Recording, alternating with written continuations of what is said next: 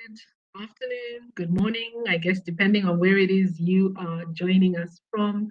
Delighted to have you online for another episode of the EQ Lunch and Learn series. Our topic today is the power of agility, and I am your host, Mucha Malingo. Agility is defined as the ability to think and draw conclusions quickly. Intellectual acuity is sharpness and keenness of thought. So, how does this help us as individuals, as professionals at work? Well, the power of agility promotes the change of mentality, being able to shift and considering the fact that we live in an ever changing world, this is a critical skill. Profound changes have taken place in the business landscape. We survived COVID, and post COVID, the world continues to evolve. And so, agility has become an important capability for individuals. Workplace agility is about being able to work smarter, being able to collaborate more effectively, to be more productive, working smarter, not necessarily harder. And so, agility, again, is a critical skill. For organizations, agility is being able to pivot without impacting productivity, employee engagement, or workplace experience. It also includes identifying issues and problems before they arise and being able to solve them quickly. In this episode of the EQ Lunch and Learn, we'll be talking about why it's important to be agile, the benefits of agility, and how to develop this superpower. And obviously, underpinning it all is emotional intelligence. So we'll be talking about how EQ impacts our ability to be agile. As always, this is not a monologue. I have three amazing guests who are going to help me to facilitate this conversation. And so allow me to bring them on screen one at a time. Allow me to welcome Franklin Munetsi, a self-driven and motivated professional with over 10 years of experience within the financial services sector. He has a broad-based experience in the delivery of strategic and innovative solutions within the employee benefits and investment consulting space. If you want to learn more about Franklin, you can connect with him on LinkedIn. Franklin, it's great to have you here. Thank you very much for joining us today.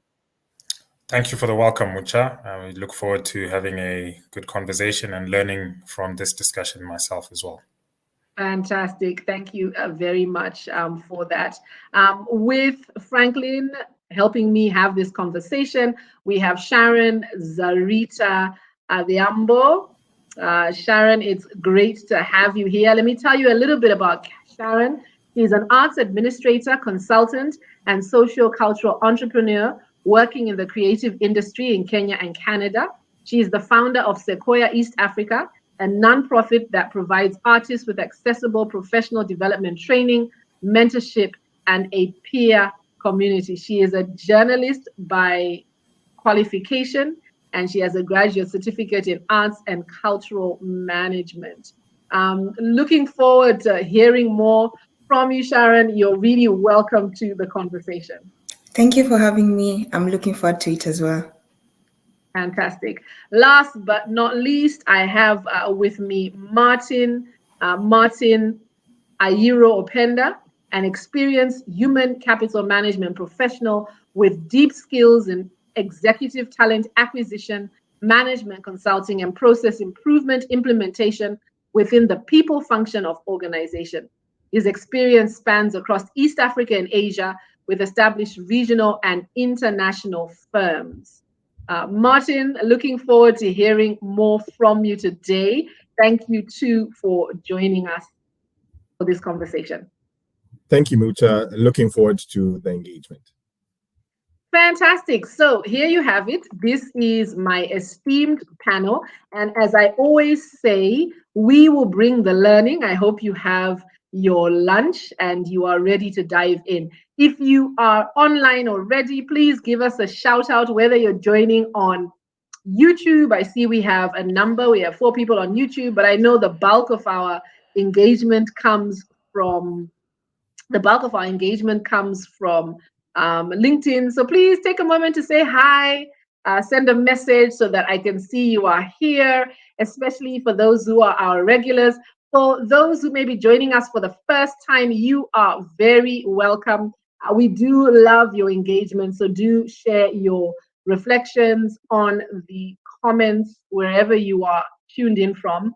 We will come to a specific Q&A, but you don't have to wait until then. Feel free to share with us as we go. So my first question is the same to all panelists, and I'll ask it in the order that I brought you on. Franklin, I'll start with you. To be considered an agile individual, one must possess the ability to think quickly and draw conclusions. Is it imperative that we recognize and understand the significance of possessing this superpower in today's fast-paced world? How can we determine if we are agile at all? So looking forward to your thoughts. So we'll start with you, Franklin. Same question. How can we determine how agile we are? And then Sharon will come to you, and then we'll conclude with Martin. Over to you, Franklin. Thanks very much, Mucha. I hope that my answers will be somewhat sensible, albeit without me being an expert in this field. But I certainly do believe that agility is a crucial and vital trait for any human being. And to a large extent, we all have this ability to adapt and to differ and shift in our circumstances to different degrees. And it is something that we all should constantly be looking within ourselves, looking around ourselves as well, to see that we are keeping up to pace, keeping up to track with the things that are going on around us and how we are reacting to that. So certainly I'd say it is very crucial to be agile as an individual from a personal point of view.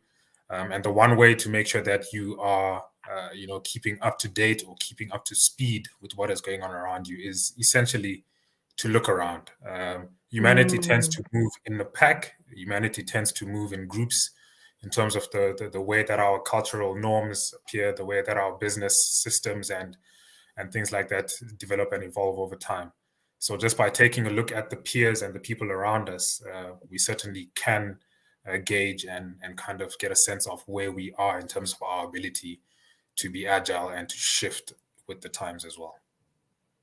Fantastic. Thank you. Thank you very much. Don't worry, we intentionally invite people who are professionals because we want to get your professional perspective on these topics. And I know that you are going to have some very great insights as we have this conversation. I mean, possibly I am biased, being as though you're my little brother, but we'll leave that aside. I'm sure there's going to be lots of great insights that you bring to the conversation as a professional, and especially with your experience. Sharon, I want to come to you as well. Where we're talking about agility, we're talking about how important it is, especially considering the kind of fast-paced environment that we work in. Your reflections on the same. Agility feels like a buzzword that we use, but we do not know that we are using. When we say we like to, we can work well under pressure, when we say that we like change, when we say that we are good at problem solving, that is all agility, right? But then we do not realize that these are some of the things that we actually put on paper. And then when we get to the workplace, that is when we need to action them out. And for my life, I basically work in the nonprofit sector, in the arts industry. And so this is an industry which is community-based. So it's really, agility is everything about it, because we depend on agility, the power of change, the power of quickly changing projects for us to be able to actually serve the community. Yeah, so it is a thing that we do without realizing that we are actually doing.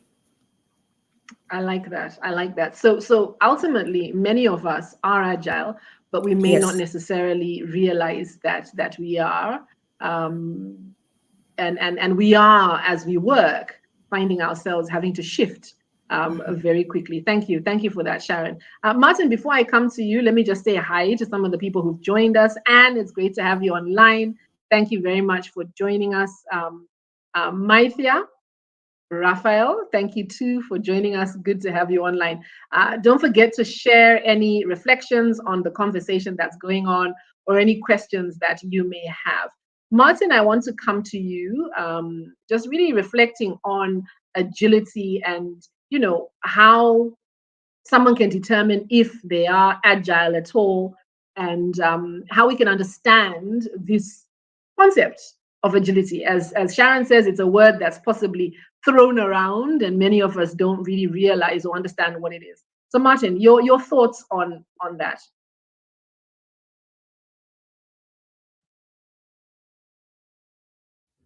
Thanks, Mucha. And just to piggyback on what everyone else has kind of said and alluded to, agility is part of our everyday life. And, when you think about how quickly you adapt to change, how rapidly you're able to change depending on what your environment looks like, that really is agility. There's nothing more, there's nothing complex to the word. I think that the fact that we've brought it into the workplace and the workspace tends to put some stigma into the word, if I could say that, and people get scared of it. But really, when life throws you curveballs and you're able to get through that, then that is agility, and it starts with where you are in your mind. And let's also I'd like to say that not everyone is strong at agility. It's a muscle like any other that you get to exercise, and the more you exercise it, the stronger it gets. So, when people come in and they think, oh, I must be agile and I must put this on my CV, as Sharon was saying, it's not something that you should feel pressured to do. It's something that is going to be needed of you, but you can learn it. And that's what I'd like to say about that. I love that last point, the idea that you can learn it. And that's what we say about emotional intelligence. One of the things I always say is that emotional intelligence is not another skill that you need to add to the plate. It is the plate upon which all other skills lie. And for me, when I think of agility, I feel agility sits on emotional intelligence only because when we're in tune with our emotions, we're able to utilize them to be able to make those shifts and make sure that we're not stuck when life throws us those curveballs. But the key thing about EQ and all the related skills of emotional intelligence is what you've just said there, Martin, that it is a skill that we can learn. So even if you are not necessarily very agile, if you're one of these people who really struggles with change, the reality is you can learn the skill. You can learn how to shift, as required. So thank you very much for that question. I'll stay with you, Martin, as we continue. Changes have taken place, and they are still taking place in the business landscape. We have navigated COVID. We're going through, some economic pressure across the globe, and organizations are having to navigate these shifts. What are some examples of where an organization has to be agile? So we're talking about agility from an individual perspective, but it's also something that's necessary for organizations. So could you just talk to us a bit about organizational agility? Okay, I mean, you give very good examples. We've just come out of a global pandemic, and if ever there was a example of when we needed to be agile, it was through that. And we live in a VUCA world. It's volatile, it's uncertain. Change is the only constant. And so for any organization in this space that feels that, or that for it to thrive, that feels that it can do things as it always used to, then they are sorely mistaken. We saw remote working becoming a central part of what we were doing and how we could deliver. And, advancements in technology have allowed that. Think about AI and what it's now done with the advent of things like ChatGPT. And these are technologies that, have been there, but they've come into the workspace. They, initially were fought because we didn't understand them. But the more they become mainstream, the more we understand how we can use this to innovate, and organizations need to be able to embrace these technological advancements as they're coming online and becoming more mainstream.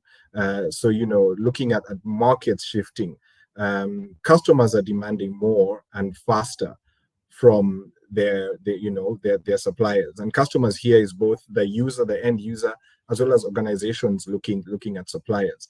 And so understanding how your value chain can be innovated to respond to these different market trends or different stimulus from the environment is I think the overarching thought when you're thinking about an organization being agile and adapting to this. And the competitive landscape is now completely changing. If you're not adapting, if you're not being agile enough to respond, someone else is. And so you're basically working hard at staying in the same place. You're running on a treadmill rather than running the marathon of what business should be. And so those are just some of the few examples of when that needs to happen. And all these then impact other things in the organization, like its culture, its structure. How quickly are we experimenting? Do we have that opportunity to experiment anymore? And those questions now become alive for organizations. Fantastic. Thank you very much. I think just listening to your response, it's agility for organizations is critical, and leaders need to be able to support the team to be able to make those shifts. And it sounds to me that it's then important that we are listening. And I think this is something that you mentioned earlier, Franklin. It's important that we're listening, we're paying attention to what's going on around us. I think, Franklin, you talked about it from an individual perspective, right? But I think it's something that we can extend to organizations. So leaders of organizations need to be mindful of what's going on so that they can make the necessary shifts so that they are agile. Stella, great to have you here. Thank you very much for joining us. Sharon, I want to come to you, and I want to go off script a little. So you work between Canada and Kenya, right? So you work between Canada and Kenya. So I imagine that there's an element of agility and adaptability that's required for you to navigate your role in these two. Could you just tell me a little bit about how being agile has helped you in these different roles that you play? In Kenya, I run the nonprofit Sequoia East Africa. I run it remotely, and I depend on the goodwill of our volunteers to be able to inform what is happening and then for us to structure our programs. And because we serve emerging artists, then we need to address, to make the programs address their needs, because emerging artists are the people who do not have enough resources, they do not have access to spaces of professional growth. And so then without listening to them and without adapting to their needs, then we're not able to actually produce programs that are well-centered towards their needs. So for example, maybe during COVID, there was a lot of jobs that were lost, especially in the creative industry, and there was a huge impact on mental health. And so then in a situation like that, then we would produce a program that is on creative wellness. And some of these programs we'll either just do it in person or over Zoom, and even during peer-to-peer check-in. So that means that an artist knows they can reach out to us in case of probably mental health, they're going through a mental health crisis, that they can be able to reach out to us. Or probably they're doing a project and they need assistance on it, then they can reach out to us. And in that way, the organization keeps serving the needs of the artist. And in Canada, I still work in the nonprofit industry, and I'm at the mercies of donors again. So then it is an industry which has also very few resources, and we need to still give the same value to the community.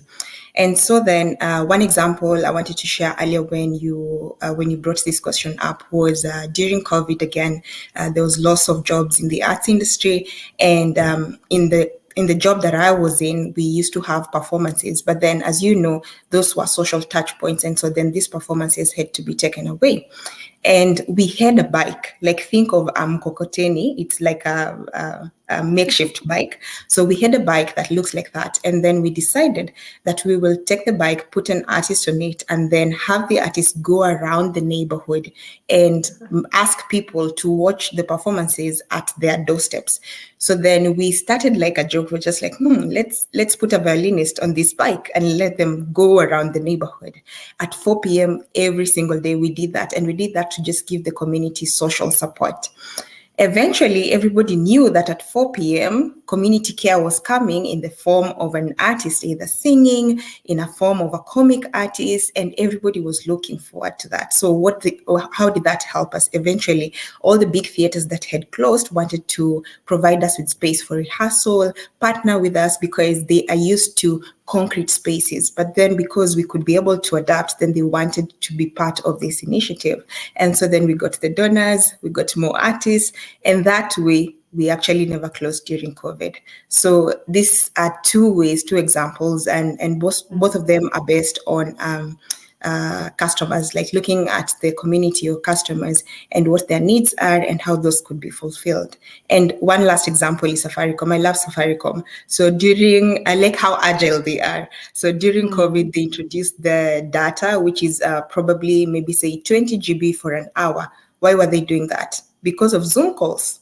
So then you would only need 20 shillings to have 20 GB data, because they're like, everybody's on Zoom, so we'd better have this product. And then this way, they continue being sustainable. Fantastic. Thank you. Thank you very much, Sharon. I love your example of the traveling artist, and indeed your ability as an organization to listen to the changing environment and adapt accordingly. And I think this is what is critical about workplace agility, being able to really pay attention so that you continue meeting the needs of your audience. Franklin, so we're talking about a lot of things and throwing around a lot of phrases. So let's make sure that everyone is aligned in what we're talking about. So we have agile working, and then we have workplace agility. So what's the difference between these two? How are they related? Just so that as we continue to bandy around these terminologies, our audience is aligned. So what's the difference between agile working, workplace agility? So I think the way I would approach that is by simply just speaking of who the role players are. So when you speak of agile working, that feels a little bit more personal to me as an individual, even though I'm speaking of myself in the context of an organization.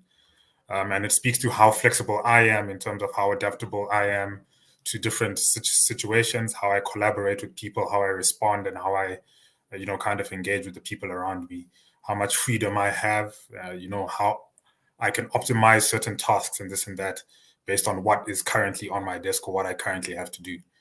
But then when you then zoom that out slightly and you speak of workplace agility, it's essentially talking about the organization's ability, almost at a higher or macro level, to kind of adapt, change, continue to thrive in a situation and in an environment that is continuing to evolve. As we've seen,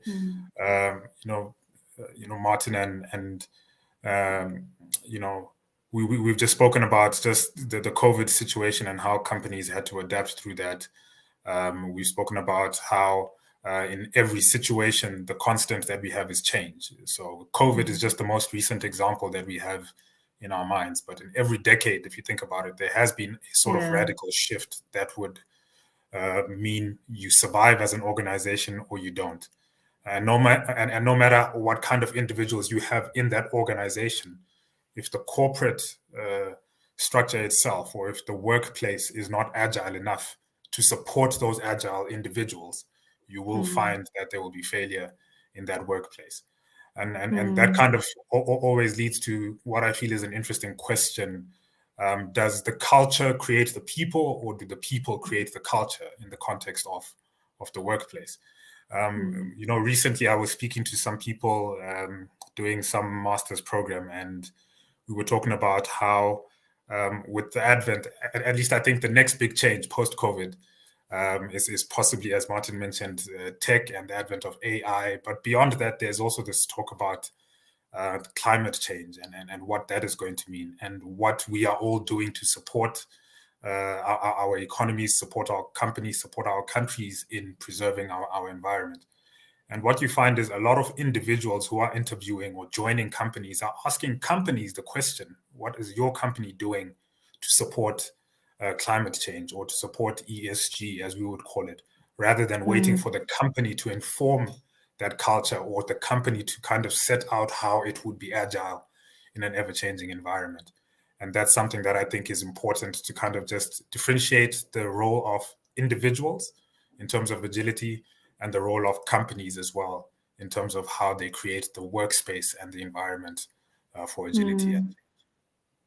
That's a really great point you bring out, Franca. And I think it's this new generation of employees who are demanding more of their employers and demanding that their employers actually meet certain criteria that they have around what a great workplace looks like. I think it also speaks to how we want flexibility as well, right? Being able to work from home, being able to work flexible hours. And COVID showed that it's possible. And so now you find more and more organizations across the globe have employees who ask that question. So when it comes to that part in the interview where they ask you if you have any questions, people are asking questions where, before it used to be just no, or if there were any questions, you ask very mild, mundane questions. But now employees are asking more of their employer, and that's forcing organizations to make a shift. And so organizations that are agile, organizations that have adapted, that have developed, an answer to climate change, or at least a strategy around climate change and ESG, organizations that have become more flexible, allowing flexible working and working from home, organizations that then are able to make that adjustment are places where people want to work. Martin, let me come to you. When recruiting, human resource professionals value agility in the people they hire, right? The reason for this is clear. Agility is a crucial attribute in the workplace. But thinking about this, as maybe an individual who's listening or someone who will listen later, who is thinking about developing this skill. And I think earlier, Martin, you talked about how this skill is a muscle. Let's talk a bit more about why it's important and the impact that this agility has. For the benefit of someone who's listening and thinking, okay, I'm an employee, I don't know if I'm very agile or not, I'm open to developing this skill, but why should I? Why is it important? Why would someone like Martin, perhaps when interviewing me, or an HR professional when interviewing me, why would they want, or why would they focus on this skill? Thanks for that question. Why it's going to be important? As we said earlier, the world is changing, change is constant. Organizations will keep moving in that direction. And we're now shifting from a place where work as usual was, I come and you tell me what to do, I do it and you pay me. Now what we are saying is, I want to rent your skill set for a few hours in a day. And if I'm renting this from you, I want to understand what value you are bringing into this space. I have shown you that this is what I can give you. I can give you a salary. I can give you a space within which to innovate. I can give you colleagues who are at a caliber that will help you grow. So that's what I'm putting. And this then would also, for organizations that are listening, then these are things that are going to sort of hinge on your employee value proposition. And so for the individual, I need to be able to come up and say, look, I understand what's happening in the macro environment, and I understand what my role is, and I see how I can bring value to your space. And I understand I'm coming into a space where, as Franklin had said, culture exists. And so I need to move from where I was in that culture and move into this new culture and do it quickly. That takes a lot of mental acuity and the ability to actually put yourself in a new environment. The learning curve now is extremely steep, where we had changes happening in the tech world every 18 months. Now they're happening every month.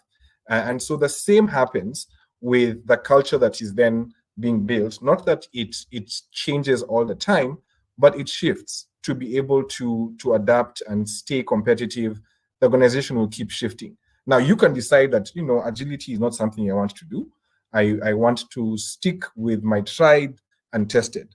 And there are personalities like that. And there is space for them, but they need to then be able to flex this other muscle that says, hey, I like things the way they were, but let me introduce or challenge myself by introducing change every now and then in what I do, and even how I interact with people around me, so that then I can build that muscle of agility. Because if I don't change, if I don't move like a shark, then I die. And that's what it's going to look like. And when Franklin mentioned that piece around culture, and this goes then to also add on to why organizations then continue needing to be agile, is that whether you like it or not, a culture exists. It's either you're intentional about forming it, or it forms on its own. And so you're then reacting to a culture that has been formed inside an organization. So an individual joining such an organization and your mindset is not agile, then you'll find so many different cultures. You don't know which way to go.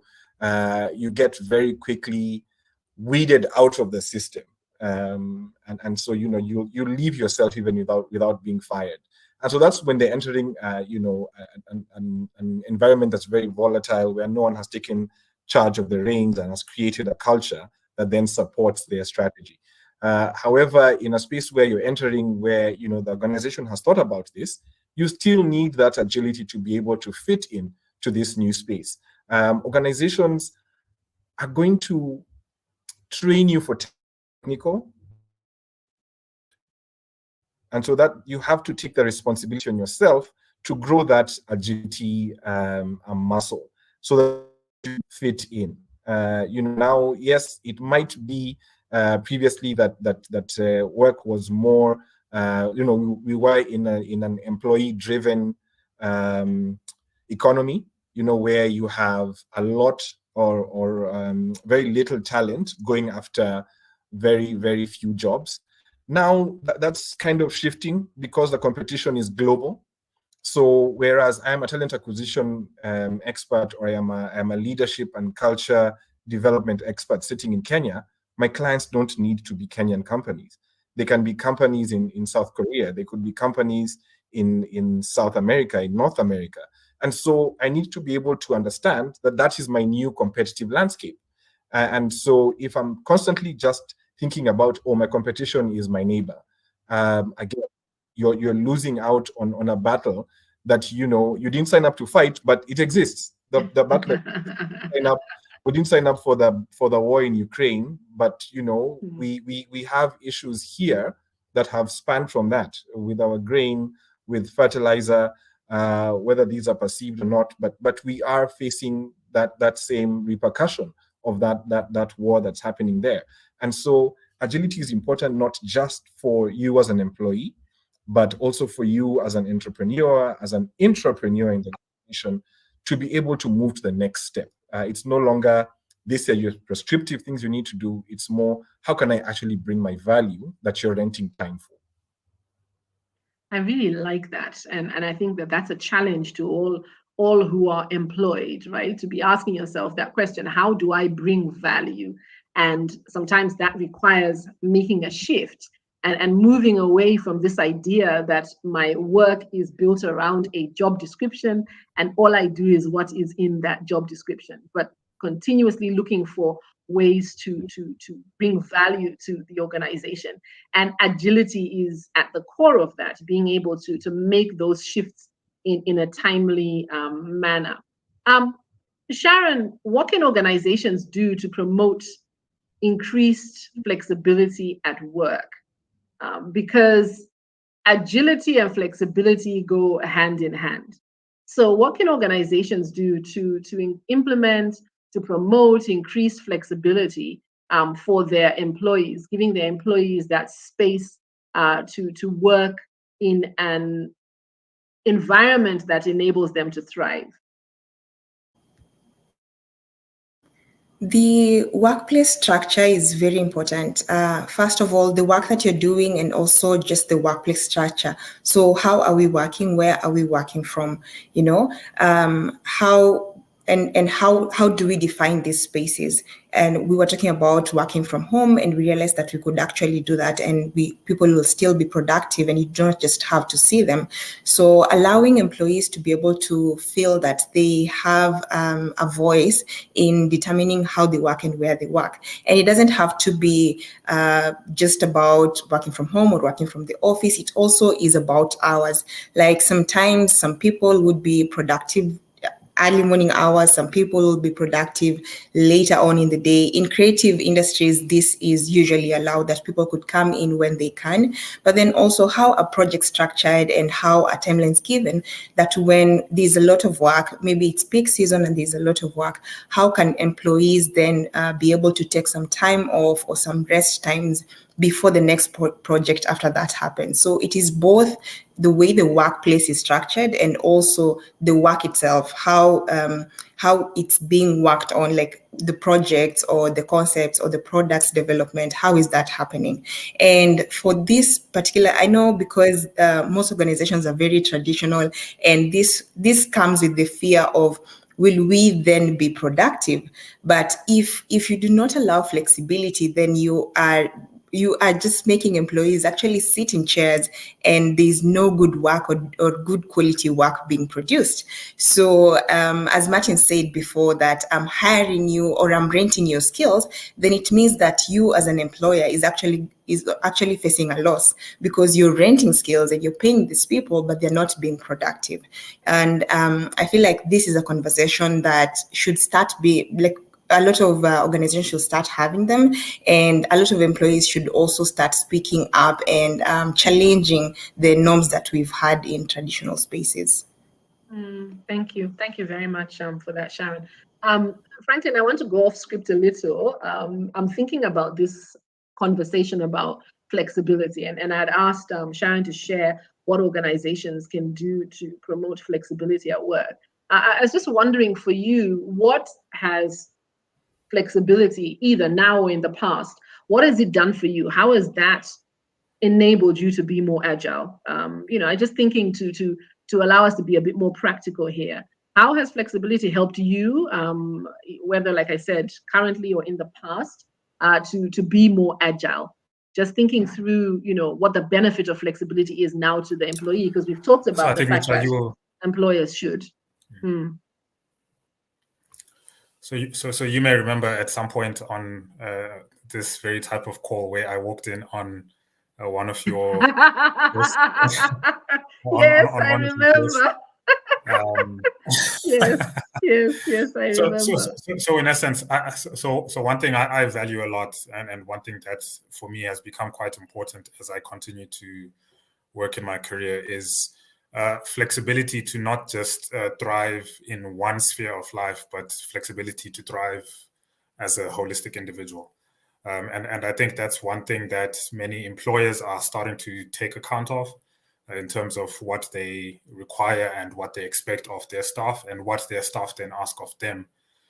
Because ultimately, when I am more functional, or when I am happier or more rounded as an individual, I can provide and produce much more better and much more efficiently for the workplace where I am. So the incident I'm referring to, I think it was at around this time of the day, and you saw me in my cycling attire. I was about to go out for a ride right in the middle of the day. And that was something I was able to do so that I could come back for my 2 p.m. meeting a lot more fresh, clearer in my mind, and able to perhaps contribute and add more value in that sense. I think certainly that individuals will benefit more when they feel more supported by their organizations and by their employers.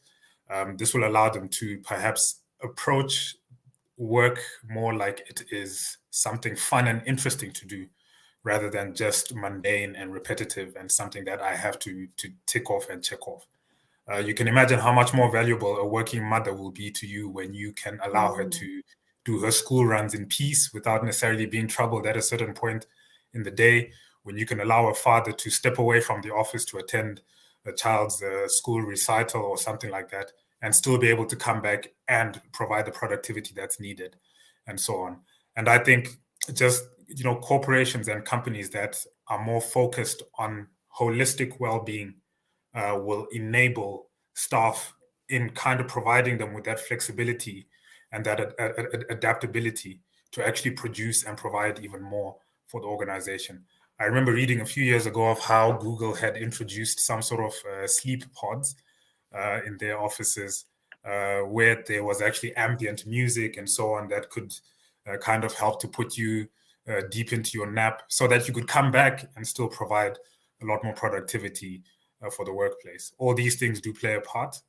Certainly in my landscape, I am always looking for opportunities that would allow me to still have that freedom of approach while still being a productive and contributing individual in every way that I can.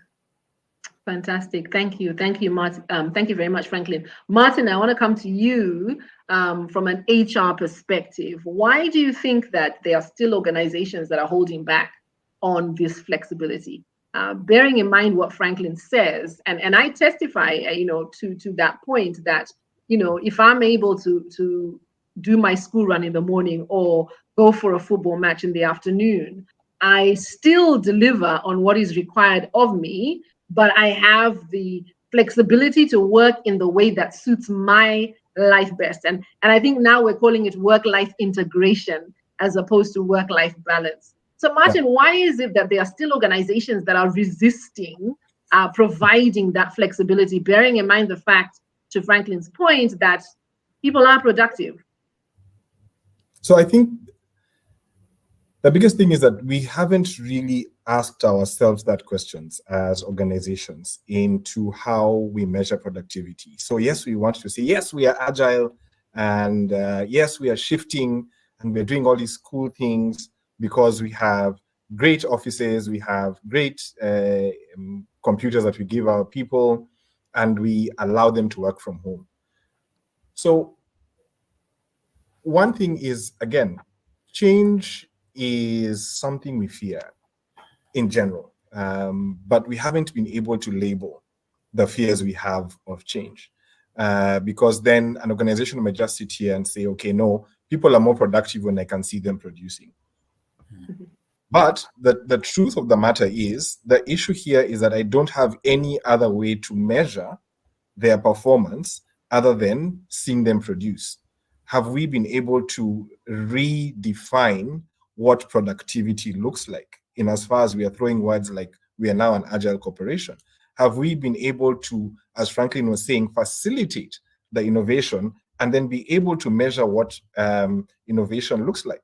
And remember, to be innovative, you must have or allow a space for safety, and which is now the EQ conversation, because to be innovative means to fail, because you have to fail quickly, adapt, and move on.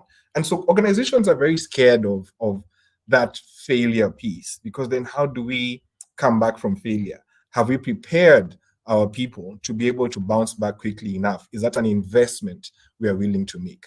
And so if the answer to all these things is no, the easiest solution is come back to work. We're not going to be flexible. You must work like this. This is the predefined way we have known work to be, and that is how we shall continue to define work. So tongue-in-cheek laziness is something that we have accepted and said, we don't feel like changing everything. We'll give you Zoom. We'll still do virtual meetings, but we are still measuring productivity in exactly how we used to do it. And so that's why there has been this slow uptake to even move to the softer side of the leadership sphere, where we are saying EQ is a lot more important for a leader to have than the technical ability. And it's not their fault. Statistically, we see leadership training being rolled out 10 years into someone's leadership role. And, we promoted you because you were great at what you were doing. And we thought, because you're great, we're going to put you into this new space and lead a team. But we didn't give you tools to lead. We gave you tools to delegate, but that's not what leadership is. It's preparing these people to get into this space where they can innovate so that the company can actually be able to see the value coming out of you. And because we've not taken that step to build our leaders, because that's where the organization will take its cues from, then that crop of leaders that we have that are occupying most of the seats around the continent, not just Kenya, for instance, because, Franklin, I'm not sure if you're in Kenya or you're in South Africa, but generally, we have that crop of leaders that hasn't necessarily gotten to a place where they have the tools to lead. And so how do I do performance management rather than shifting my mind to how do I do performance enablement? The difference is now one, I'm managing a result, whereas the other is, I know that's the result I want. How do I get that out of you? How do I get that out of you in your flexible working time? You're a 6 a.m. to 9 p.m. I'm managing you. I'm a 11 a.m. to 11 p.m. kind of person. But how do I ensure that the systems around you enable you to be able to perform in that space? It takes some work to get there, and it takes some work to create that intentional culture that supports that. So it's a lot of those different things, which I feel like if we took pause and thought about it, we'd actually see, as Franklin was saying, the benefits, and even as Sharon was saying earlier, of allowing people to come to work as they are and produce as they are, because that's what the world is allowing us to do now, and we are shortchanging ourselves in organizations by not bringing that to the mainstream for ourselves. Wow, so true. Mucha, Yes, if I can add, yes, please go ahead. So Sharon and Martin have spoken about just how there's clearly now an ability to see and observe how things are happening elsewhere, and perhaps reintroduce some of those cultures to our more localized, traditional kind of frames. And ultimately, I think the need to be agile is essentially a survival instinct. Any corporate that delays its progression towards seeing what's happening and its shift out of certain cultures and certain norms is really just going to fight a losing battle. Eventually, Martin, I was hoping none of us would use the word die on this call at some point. But if you're not surviving, you are going to die at some point. And at some point, the competitor is going to pick up on this thing and offer that to people. And at some point, someone on the other side of the table is going to provide this plate of food to someone on this side who says, okay, mine only has 3 colors. How come that one has 7 colors? And eventually, there's going to be a shift along with society, along with industry. And whether that happens at a national level or at a regional level, where I feel, for example, East Africa, where you guys are, you're already doing far better in terms of a lot of these technological aspects than Southern Africa is, for example. And at some point, Southern Africa is going to look and realize, wow, why are we so far behind? And it's because we have failed to see what is happening there. And at that point, now playing catch up already sets you back, so many years. So it is important for us to see what is happening, as Martin has pointed out, and as Sharon has mentioned about just the different approaches to these workspaces and work frames. Because if you do not do that, you really, the inevitable is going to happen, and that is you will collapse. Yeah, extinction, indeed. Shout out to Wildest Dreams. Thank you very much for being here. I see your question. Florence, thank you very much for joining. Florence says this is a very insightful conversation. Chris is also here. Chris says, great points, Martin. Chris, I see your question will come to the Q&A, and I'll bring it back to Martin to ask the question. Floyd, hey, great to have you online. Floyd says, Martin, great point, performance enablement rather than performance management. And so what I'm hearing you all say is that from an organizational perspective, we need to stop being so lazy.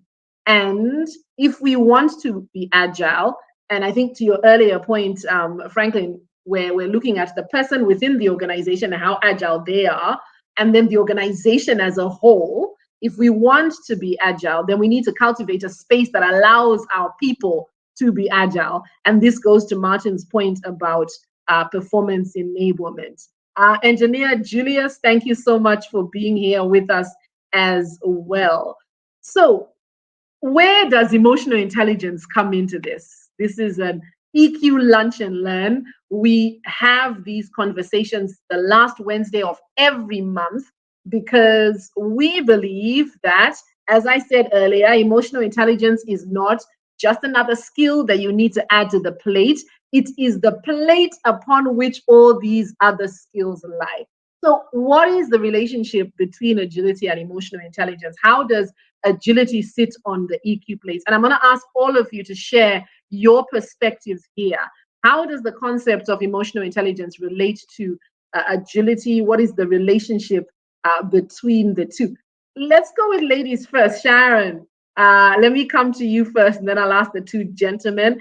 As you come up, Joseph Miner, great to have you here as well. Thank you so much for joining us. Sharon. Being agile challenges emotions, as a human being, anytime change is thrown upon you, then it challenges something in you. So, things are supposed to go a certain way and then they need to shift. And so then emotional intelligence, or having that emotional stamina to actually face and navigate these situations is what enables you to be successful or to show excellence as they come. And as Martin has mentioned before, as a leader or in the workplace, then there is also empathy, like thinking about your employees and providing spaces where they could be able to be productive based on them just being human beings and not just bodies at the workplace, And in agility, or when we are agile, then there is a lot of collaboration and there is a lot of working together with each other. So then it means then we are also showing that same care to the people around us, to the people that we work with, and we are able to communicate with them. We're able to ensure that our relationships are from a place of wholeness. And that for me has really, like, even personally, it has really helped being in a space where I serve the community, because then you are in tune with the needs of the people, and then you are able to produce work that actually fits those needs. Fantastic. Thank you. Thank you very much.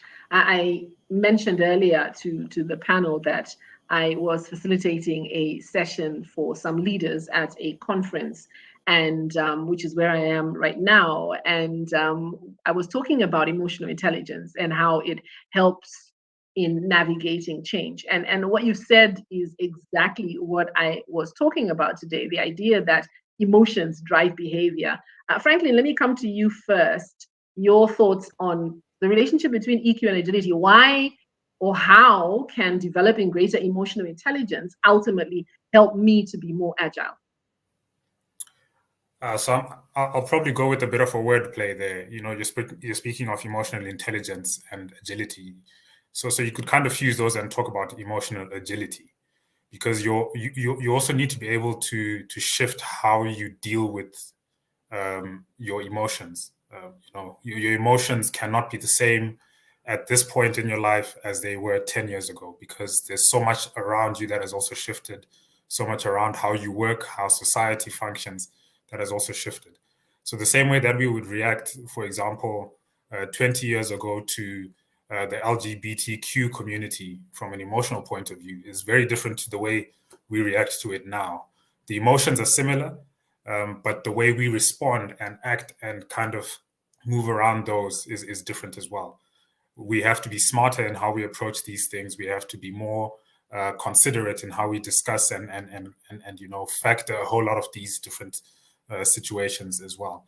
So I would say emotional intelligence certainly is crucial, but emotional intelligence essentially just, it gives you an awareness of or an understanding of what is around you, but the ability to then adapt to how all of that changes as well is where the agility piece is important.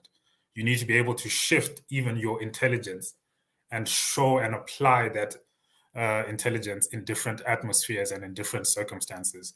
And I think that's why the two go hand in hand, and why they are both quite critical to any sort of environment and any sort of workplace as well.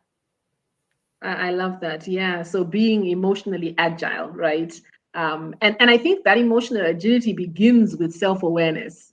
I think as I tune in to my emotional response, I am better able to navigate my emotional response. If I am oblivious to what my emotional response is, then it's going to be very hard for me to be emotionally agile. So thank you very much for that. Having that awareness so that the way I respond today is different to the way I responded last time. And so Martin, let me come to you. You know, the relationship, we're talking about the relationship between emotional intelligence and agility. How can being emotionally intelligent, how can developing the skill of emotional intelligence help me to be more agile? So I think you said it, Franklin alluded to it, but the whole notion of how am I appearing, how am I bringing my whole self, if I don't understand myself, in the first place, if I'm not clear that agility is actually a pain point for me, if I really like the tried and tested and you're telling me, no, you must innovate or die, you must change how you've always known things, and things won't be stable for you. Once I understand that, going back to that whole story of being able to label your fears, and somebody recently said, she challenged the notion of the fear of the unknown. We just fear the unknown because we haven't labeled it. We haven't said, I fear that change will make me look like I don't have the skill set. And so once you're able to, you're then able to say, okay, then how do I get the skill set? And can I create room to be able to develop the skill set? And so then that fear is sort of is put aside. And so the ability to understand yourself well, also then brings you the ability to understand others well, and which then puts you in that space as a leader, where EQ and agility come, play hand in hand with my previous conversation, where I was saying the leadership is where our issue is and why companies are not agile. So as an individual, understanding myself, understanding what my pain points are, starts with understanding myself, so that then I can label the fear and do something about the fear. And then I can grow the muscle. Yeah. Wow, thank you. Thank you very much. There's a lot of comments that are coming through here from the conversation we're having.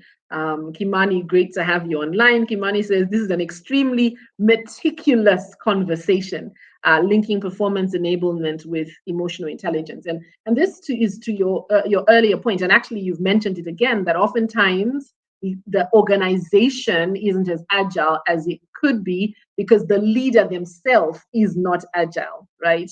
The leader is maybe stuck in the way things have always been done.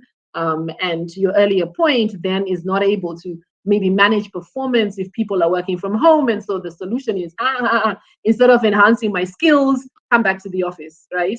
And I think this is a great conversation. Wildest Dream says, being agile challenges emotions.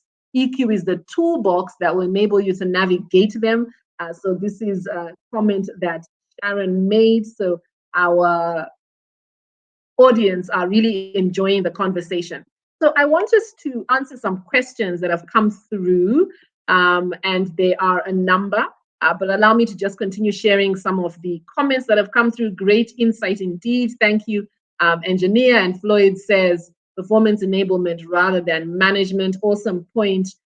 Martin, Chris is also really reiterating Martin's point. Thank you very much, Chris. I hear you. So you were just commenting. This is the comment that Chris is speaking to.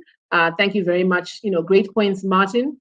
How do we measure productivity in this new world? So not so much a question, just really emphasizing the fact that leaders need to be agile, need to be able to move with the times.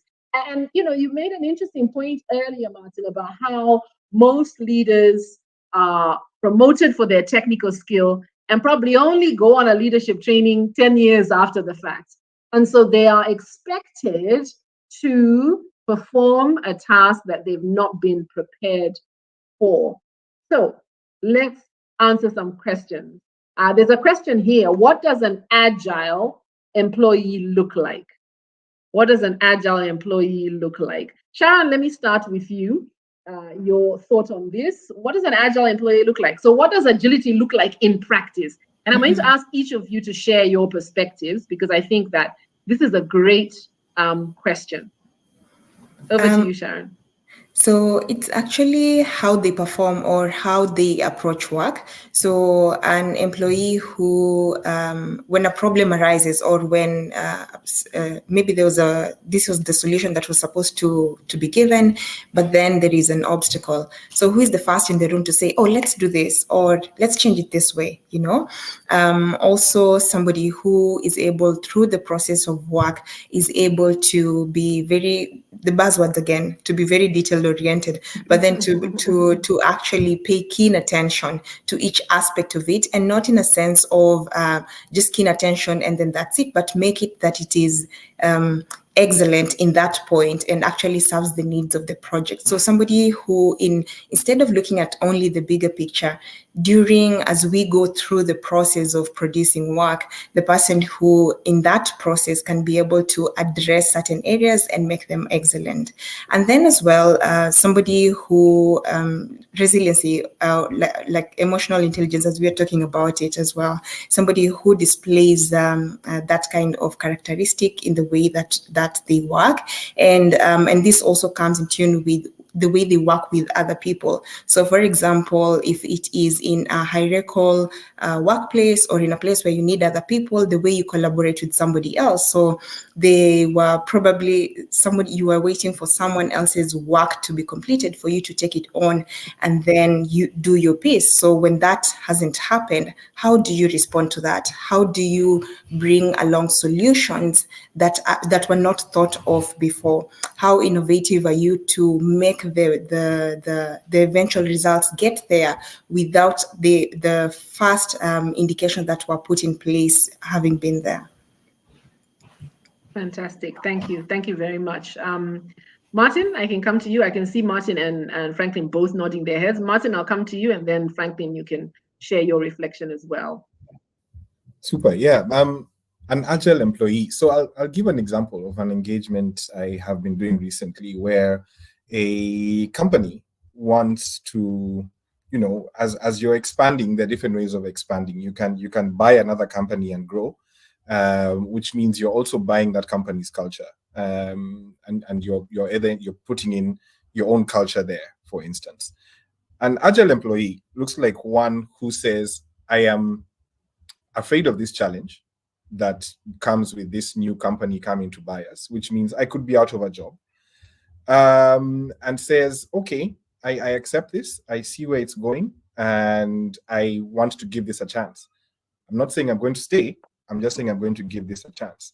And getting yourself to the point where in your mind you're saying I can give this a chance is what agility looks like. It's literally your foundation being shaken, but then in that space of being shaken, seeing those are also the opportunities out of this shakeup. Can I get there? What does it take for me to get there? Being agile doesn't mean that you are comfortable with the shift. It just means you are open to taking steps towards that shift. And so when you ask yourself those questions as an individual to know if you're actually agile, it is, what is your first stance immediately after you get over the shock of something new happening? And that's not just in the workplace, it's also in your own home environment. You come with shock, and then you'll be in that space of denial that this can't be happening to me, and then moving on to the space where you're saying, okay, it has happened, what do I do next? Do I give this a chance? Do I experiment? Do I integrate? And everyone goes through those cycles. The faster you move from shock into experimentation and integration, into this new change, whatever that might look like, it can be, from new job, new promotion, being bought, changing the actual business you're doing, to even, loss, in that sense, especially when, loss is not something you choose. Loss happens to you. And so that being able to move, and actually recognizing that you're not even able to move, that you're stuck, and asking for help, that is also a sign of agility. So not just the ability to do it, but the fact that you can recognize it. And you see, that now comes back to the EQ piece. where we're saying EQ is so important in this space where everything is changing so fast. Mental agility is so important in a space that's completely volatile. We don't know what's going to happen tomorrow if somebody decides, oh, we are not going to work, we're going to the streets for whatever reason. Your ability then to be flexible and say, okay, we're not going to work, does that mean I just sit home and do nothing? Or will I find ways myself of being productive today? Those are just some of the ways that agility shows up in our everyday life. That's what I can say. Thank you, Martin. I really like the points you've made, and particularly your mention of the power of self-awareness, of recognizing that I am stuck. I think that's so critical, because it's not always that we are going to move quickly. It's not always that we're going to be able to move. There are some changes that come your way. Loss is an example you've given that can really just derail you. And the first step is actually recognizing, okay, I'm stuck. I need to move. And I think that's critical. Franklin, your thoughts on what does agility look like in practice? So Sharon and Martin have said just about everything I would like to say. And I think they've kind of summarized it quite well. All I'll add really is perhaps just a reminder of what was said earlier in the session, where we emphasize that we are all different as people. And agility being a sort of muscle means that we all are, kind of strong to differing degrees as it pertains to agility. But the important thing is that we all still have some level of that adaptability and that ability to make that shift, that ability to improve how we react and how we respond to certain circumstances as well. One of my favorite sayings by a lady named Sarah Lewis, she says that, well, there are actually two, but the first one, she says that mastery is not necessarily a goal, but it's a constant pursuit. You need to work every day to kind of analyze what's in front of you, even though you feel you had mastered it and kind of gotten it perfectly right yesterday. There will be a point, because the world is ever changing, where you still have more to do. She goes on further to say, we thrive not when we have done it all, but when we still have more to do. So there's always going to be a situation where you can learn to be more agile, you can learn to be more flexible, learn to be emotionally smarter, learn to kind of give more in terms of what is actually existing around you and so on. And that's the one thing that I think is important when we speak on agility and how to identify it, how to make sure you have it. Just ensure that every day you are learning, every day you are improving, every day you are seeing how you could perhaps respond to a situation that is happening around you, even if it's not to you as an individual. Put yourself in the place of someone else who is currently experiencing a gain or a loss, a good time or a bad time, and see how you might perhaps prepare yourself to adapt and to kind of respond in that situation. It's a constant pursuit to make sure that you can be as prepared as you can for when you go through the situation, even though that situation may be slightly different by the time it comes to you as well. I really love that. Thank you very much, Franklin. And the last point you've made, you're actually moving into where I want us to go next, is the practical ways that we can develop this agility. So I'm going to come to each of you and ask you to share one or two practical. So I want it to be as practical as possible, ways that we can develop this skill of agility, because you've all mentioned it's a skill. You've all said that this is something we can develop. We've likened it to a muscle. So if I feel that I'm struggling, I'm not so agile, I have a tendency to get stuck, I don't move quickly, what are some tips that you could share to help me to be more agile? But before I come to that, so that will be kind of your parting shot. But before I come to that, it's hard to believe that our time is almost spent. But before I come to that, I want to just go to some of the comments. So Wildest Dreams, who had asked the question earlier, now says, thank you very much for the insights. We've answered the question on what an agile employee looks like. We have one more question from Stella or Maitha that I'd like us to answer before we then go to your final thoughts. And as part of your final thoughts, I'd like you to share 1, 2, possibly 3 quick practical tips that someone can utilize to become more agile. Stella says, is there a way to influence a rigid leader to embrace agility? Is there a way to influence rigid leaders to embrace agility? As you ponder upon that, and this one I'll ask anyone who wants to answer, as you ponder upon that, just to mention a comment by Sharon. Sharon says, really good insights. As an executive, I am challenged by the point Martin made. And I think this is the point around performance enablement as opposed to performance management. So thank you very much for sharing, Sharon. So here's our final question from the audience. Is there a way to influence rigid leaders to embrace agility? I don't know who would like to take that. I'm leaving it open to anyone. Yes, go ahead, Sharon. Most of the rigid leaders, or most people who have the tendency to be rigid, are people who have certain ways that they have defined what quality work is.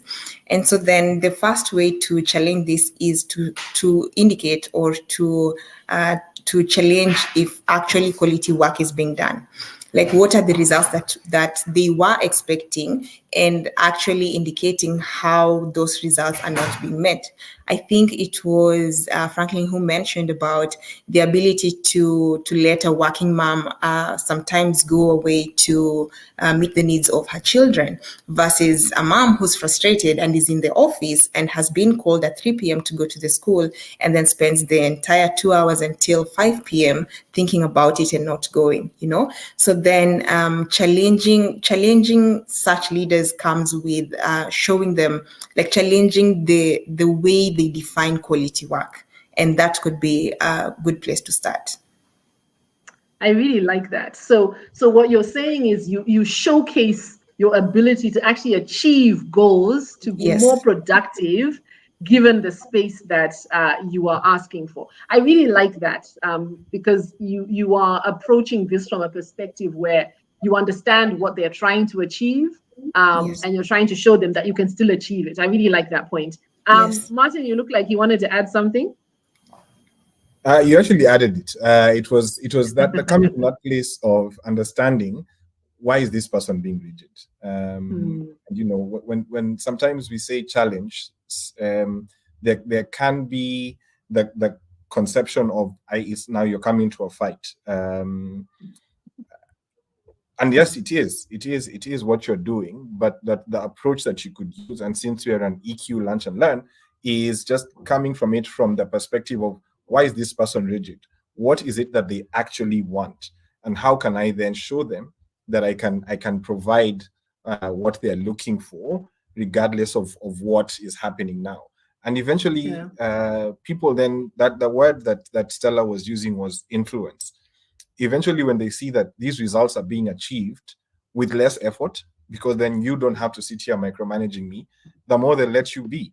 And that's what goes back to understanding yourself, so that you can also be able to understand others and approach the conversation from a negotiation standpoint, rather than saying, they're the leader, let them decide and I will follow. Now it's more, you're in charge of your actual career and how you're going to be perceived at work and even in life, in society.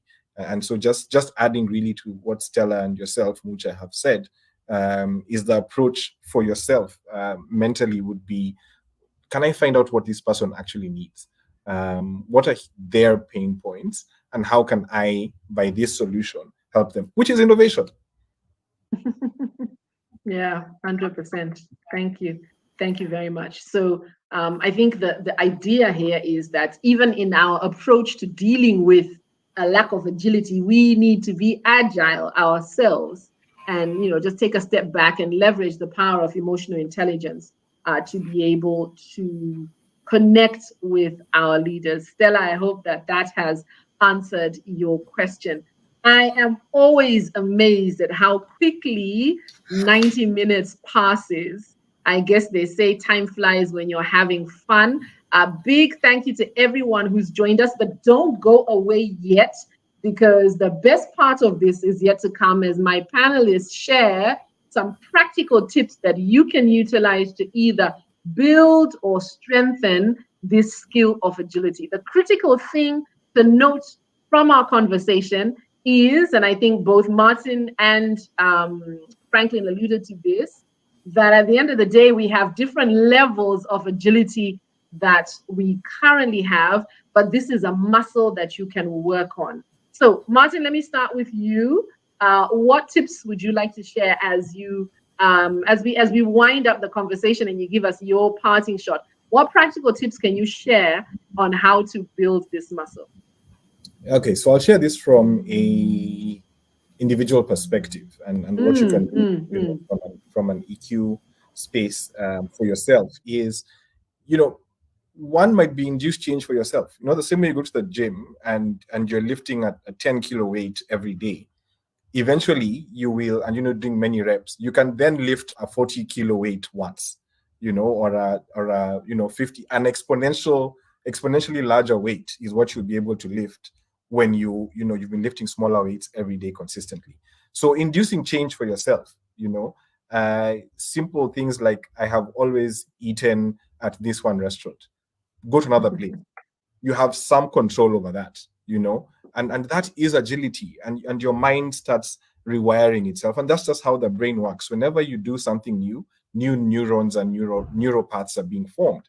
And so that helps. Do a new thing, do puzzles a little bit more, so that you can have a form of seeing things from a different perspective, you know. So those two things right there, you know, induce change for yourself could be as random as taking a cold shower and creating some discomfort in your life. Helps you get there to the place where your mind is a bit stronger when these changes are thrown at you, and they don't need to look the same, but your mind has already gotten to the place where change happens. Change can look this way, discomfort can look this way. We have done this before, it's okay to do it again. Let's figure this out together. That's your mind talking to you. Connection. It's a powerful thing. Fantastic. I really love that. So be intentional about doing things differently. And you're so right that we are creatures of habit. We do things the same way. You go to the same restaurant and order the same food, even though there is a menu that is available. Recently, I went to, so there's a spa I go to, and as part of my monthly treat to myself. And after I finish in the spa, they have an adjoining restaurant. I go to the restaurant. So in the month of August, I go to the spa. And after the spa, one of the things I like about the spa is by using the spa, they give you a voucher to use in the restaurant. So they give me my voucher. I walk across the restaurant. And when I walk in, I'm just like, oh my goodness, wow, things have changed, right? And I sit down and they give me the menu. And it's a new menu. And I realized how uncomfortable I felt because I went there wanting to order the exact same thing that I normally order every single month. So I opened the menu and I'm just like, oh my goodness, I have all this choice. Then to add insult to injury, there's a lady who, I think she's one of the managers there. She comes up to me and she says, do you know that you've sat at the same table as you always see? And I said to her, oh my goodness, I didn't even notice, but I had sat at the same table and I was going to order the same food. And so I told myself, nope, I'm going to move. So I shifted to a different table and I told myself, let me explore this menu and order something new. So you're so right, Martin. We're creatures of habit. And so one of the ways to strengthen this muscle of agility is to intentionally take outside of our comfort zone. I love that. Franklin, what tips would you like to share with us? So it's very hard to narrow it down, really, but I would say the most important thing, so kind of piggybacking off the example Martin has given about gym, and about how you can start off by lifting perhaps the lightest weight there, and eventually you get to a point where you're able to successfully lift the heaviest one. the way you lift the lightest one in terms of the form you have prepares you to eventually lift the heavier one in the right way that doesn't then get you hurt. In essence, how you do anything is how you will do everything. The small things that seemingly seem insignificant, the way you approach those things, the way you make sure you reason through the logic behind them is important as well. So that when you eventually get to bigger chunks and bigger situations and circumstances where you need to deal with much more significant circumstances, the smaller habits that you've picked up along the way will prepare you ultimately to maneuver those larger challenges in a much better way as well. A friend of mine this morning was jokingly talking about, not jokingly, but he made a very good point. He says in every situation when you're faced with a challenge, you need to be able to realize the challenge, but also recognize that it comes with an opportunity. He speaks about this in the context of Johannesburg traffic and having to drive through lots of traffic because of whatever delays he has. And I know Johannesburg traffic is pale in comparison to Nairobi traffic. but what he says is instead of just focusing on the challenge, realize that the challenge does exist, but recognize that it comes with an opportunity. He says that his drive time is now the best time for him to listen to podcasts and to catch up on what his learning is for the week. And even though it's a challenge, even though it's a longer drive, there's an opportunity in it for him to still learn and to still kind of pick up more information and understand what he can take away from whatever lessons he has in mind. And similarly, I think to enhance your agility, make sure that in spite of every challenge that you have, recognize that there's an opportunity in it. There still is a way for you to adapt and to kind of shift around and to kind of just change your perspective and still find your way out of that situation. And that in itself is how you become more and more agile as you go with time. I love that. Thank you. Thank you very much. I tell you guys, you bring the lunch and indeed we will bring the learning. What an amazing set of insights. Sharon, I want to come to you as you share your reflection, your tips that you would give to help strengthen this muscle of agility. Okay, one thing that drives me is just feel the fear and do it anyway. I think as an artist coming from that background, there's a lot of fears, but as an artist, when you have an idea, it just sits with you and you cannot get any sleep until you actually test it. So a challenge that I would throw to listeners is that you should try and test things out. And a good way to do this would be pick up a passion project or pick up anything. Passion project doesn't mean work. A passion project could be you decide I'll be making my own hair. It probably means I'll be doing meal preps, something new, pick up something that you want to do, something new, and then make sure that you do it consistently. And as that happens, and anytime you start anything new, then you have to actually keep adapting to it, keep looking at it from different perspectives. You have to keep seeking different results that will make sure that the end goal is that there is excellence in it. So then pick up a new habit or pick up a new project. It could even just be something that you do with your family, like you decide to do a project together with your siblings or your parents. Pick up something new, something that you own, like something that you'll be leading, something that is your own responsibility. And that actually helps exercise the muscle. And then whenever there is a challenge, like again, going back to feel the fear and do it anyway. And someone has mentioned about when there's change, there's also opportunity. Last year, I decided to take a sabbatical because it had been a long period of COVID and then also working in environments where there was a lot of mental strain and mental stress. And then I decided to take a sabbatical and I did not know how it's going to end, but I was like, it's changed. Let's feel the fear and do it anyway. So the opportunity for me was that then there was rest and an opportunity to actually just be and exist without thinking, how many emails do I have? What is the next project next month? And just giving yourself or my mind a place to rest. And eventually, after the sabbatical and coming back, I did get a new opportunity. And the thing is, when I got the new opportunity and at work, I realized that it's coming from a place of wholeness. Like all the fatigue had actually ended, everything. Like it feels like I'm a whole new human being coming into this opportunity. So then that's my encouragement and that's my challenge. Feel the fear and do it anyway, and choose a thing that you will lead as a person, and try to do it constantly and achieve success in it. Fantastic. Thank you very much, Sharon. So you've heard it, a number of tips that you can utilize to strengthen the agility muscle. Martin says, introduce change for yourself, do things differently, regularly. Don't always do the same old, same old. Challenge yourself to step outside your comfort zone. Franklin says, remember that how you do anything is how you will do everything.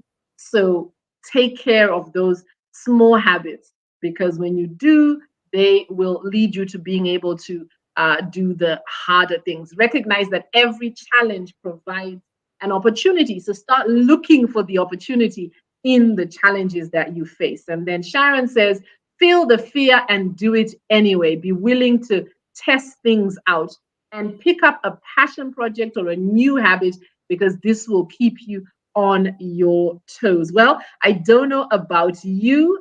Feel free to write in the comments which one you think you will pick up or which one you will do. I'd love to hear from you. So type in the comments which of these action points, which of these tips has struck you. Floyd says, how you do anything is how you do everything. Great point, Franklin. I agree 100%. I'm always telling my kids this, that, if you're going to do something, you may as well do it right. Stella says, awesome responses and discussion. Stella, what is your action point? What action are you going to take as a result of being part of this conversation? Our time has come to an end. How quickly the time has flown. Thank you so much to my panel. A big thank you to you, Franklin. A big thank you to you, Sharon. And a very big thank you to you, Martin. Thank you so much. As always, the conversation has been rich. And I trust that you won't just come away from this having heard something good, but you will actually put it into practice. As I always say, emotional intelligence is not just another skill to add to the plate. It is the plate upon which all other skills lie. And the great news is emotional intelligence is exactly that, a skill. So thank you very much. We have another person commenting here. Great to have you online, Leroy. Do it afraid, do it scared. Great point. Thanks, Sharon. Thank you very much to my panelists. I'm going to release you and send you backstage. Really, honestly, I cannot thank you enough. This conversation would not have been the same with me doing all the talking.